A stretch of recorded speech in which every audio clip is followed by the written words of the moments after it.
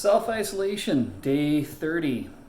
I figured since I can't see most of you in person, I figured, well, why not just talk to you this way? Most of you who know me know that I'm a pretty social guy, and I definitely value my time with, family and friends. And here we are, day 30, a calendar month into this whole debacle. And it's funny, actually, when this all started, I actually, in my mind, figured, see a few weeks, what happens. I remember the day I had to tell the staff that we were shutting down. I was still a little optimistic at that time that it was going to be, maybe a few weeks, see where we're at come, beginning of April. And then it became apparent very quickly that, April was not going to be feasible. And then suddenly it became, now we're looking at May, and then it becomes June, and there's just no official timetable, so who knows really what it is. But yeah, it's funny, even Jerry and I doing our show, we made the episode that was our social distancing episode, and we took extra precautions to film that episode. And we stood 6 feet apart, and everything was filmed in the backyard. We didn't we didn't come in the house or anything, and even that there people took exception to. A couple of people did. A lot of people loved it. Most of the feedback was really positive, but we find ourselves living in strange times where people, because they can, do have an opinion on a great many things. And and I obviously I'm not in any way advocating reckless behaviors or anything like that. We all have a responsibility socially to do the right things and to distance ourselves and take precautions wherever we can. And Jen always, she kind of jokes I'm like this perfect COVID husband because I disinfect everything. I glove up when I go to the store.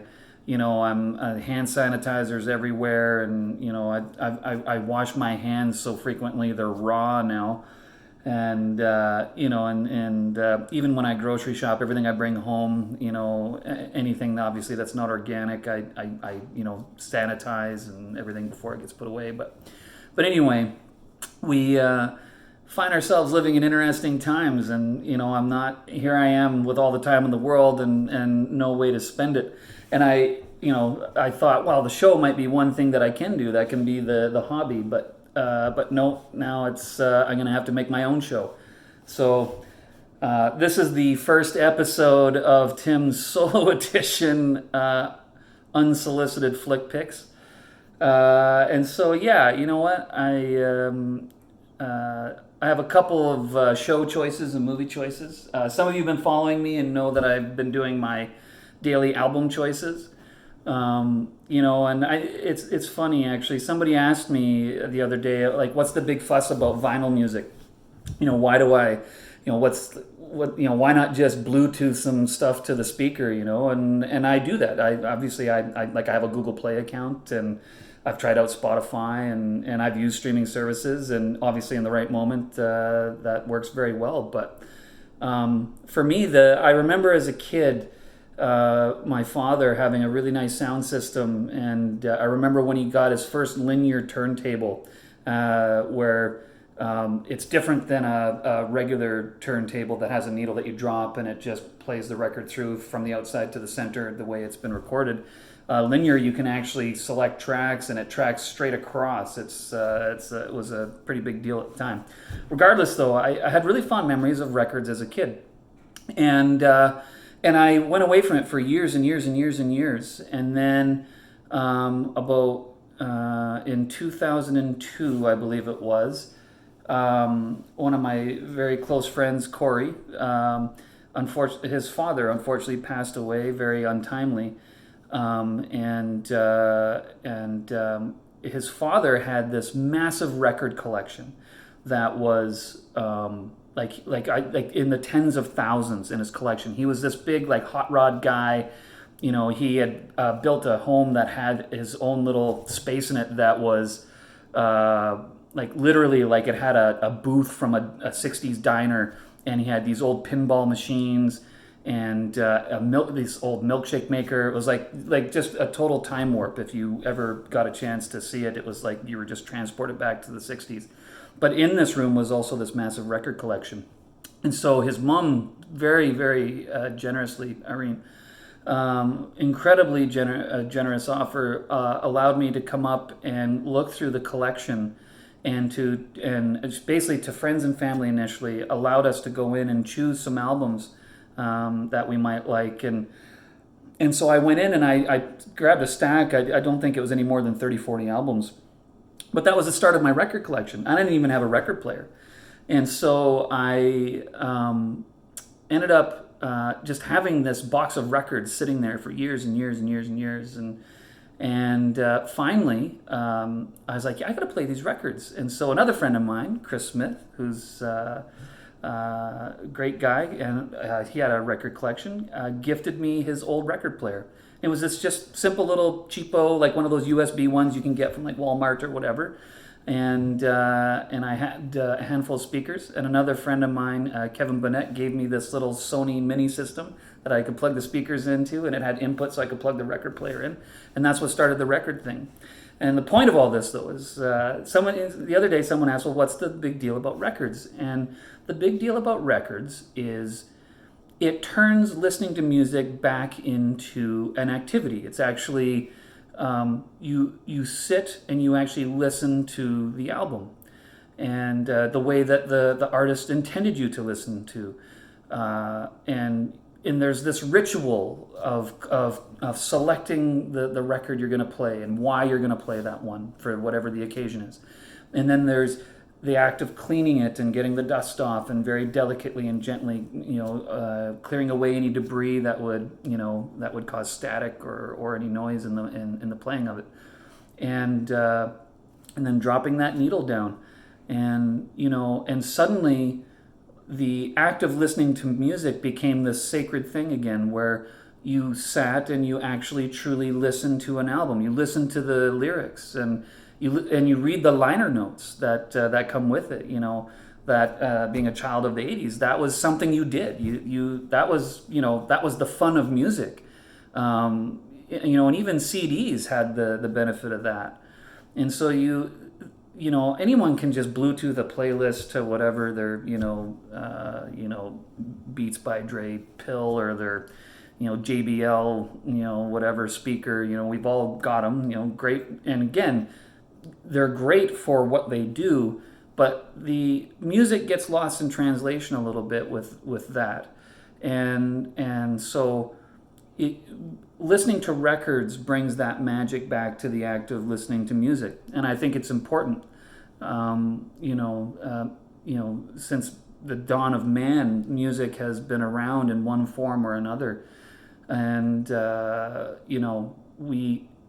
we take it for granted to the point where we allow things like iTunes to just basically let us cherry pick the tracks we want, and and I understand too that the counter argument that music's kind of lost its way and a lot of modern music is just kind of contrived drivel, and I get that, but there's still good stuff out there. And there's still artists that are putting in the work and putting in the time and trying to produce something meaningful, whether it's on a small scale or big scale or whatever. But that's my answer to that question. What's the big fuss about listening to vinyl music? Well, that's the big fuss.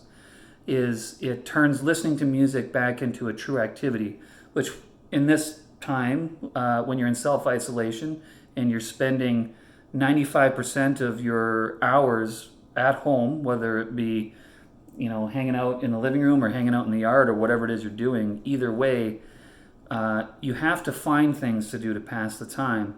And listening to records has been a huge source of comfort for me, and getting immersed in the music.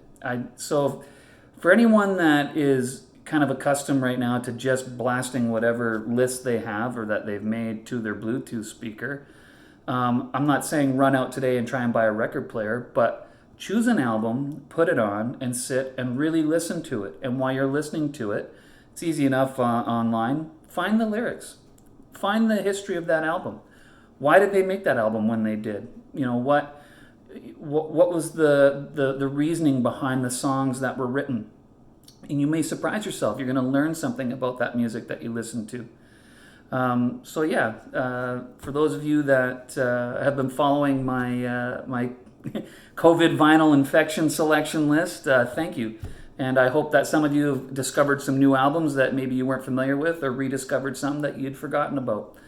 Either way, I appreciate the support. And also, I do every Saturday night, and I'll be doing it as long as I'm sitting here unemployed, unable to cut hair for a living.